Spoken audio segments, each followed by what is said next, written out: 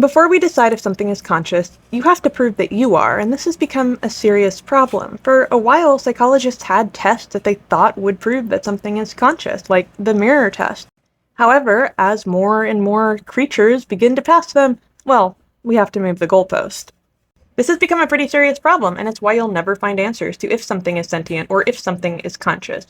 Even if we somehow did make an AI that qualified as conscious, no one would accept it because we don't have tests to demonstrate it. We don't have tests to demonstrate anyone is conscious.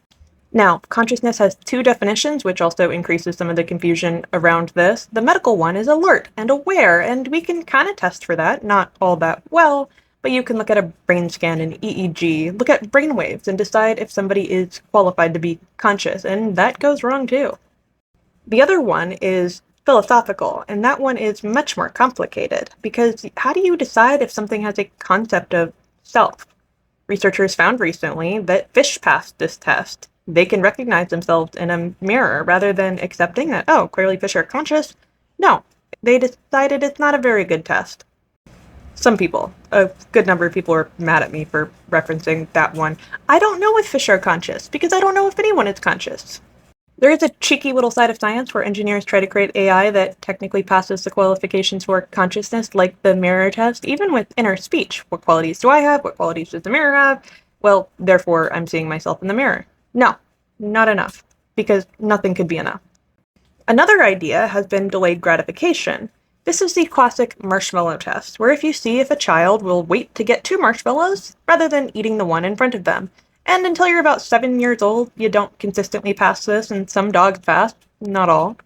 But you know who passes the marshmallow test? Cuttlefish.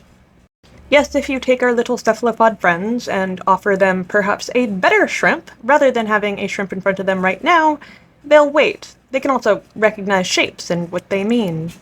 That is the symbolic thinking. It's also future thinking. They can plan for the future. There are a lot of issues around this when it comes to creatures that shouldn't have any form of consciousness, seeming to display qualities that we associate with human cognition. Like plants being able to recognize kin, or being able to see other plants or objects by sight and mimicking them. Yeah, the mimic plant. There's also forms of communication that we would not have expected from things like plants, but we certainly can't consider plants conscious, right? Right? Or why not? Because I don't have a good answer to that either. I also want to talk about quantum because it is brought up a lot, and I think there is a misunderstanding.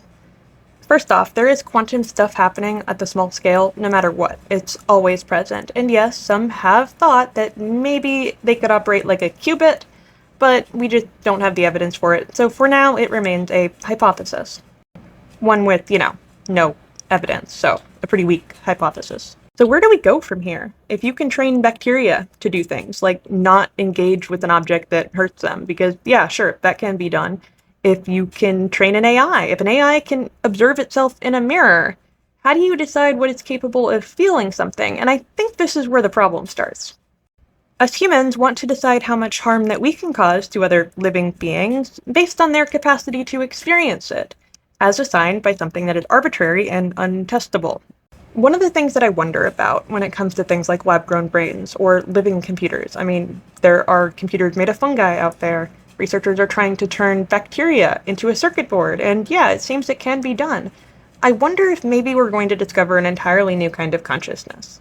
Our brains are blobs, they're orbs, and you can use lab-grown brains as a computer, but you can also make them two-dimensional and turn that into a form of computation. What if we're making a new kind of intelligence? What if we're making a new kind of cognition? What if we make a new capacity to suffer, and we aren't even aware of it because it doesn't look like us?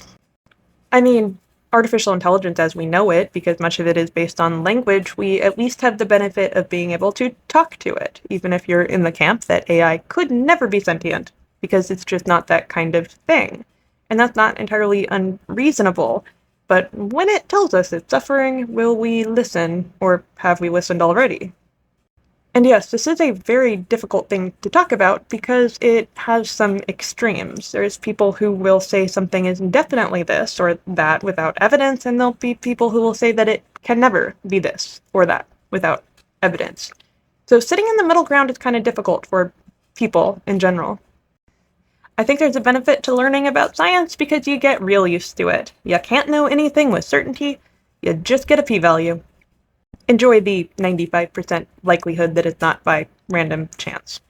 One thing I can promise is that if tomorrow there's evidence that some little critter or lamp or rock is actually conscious, I will probably be the person to tell you about it, and I hope you've enjoyed this. I'll look for more.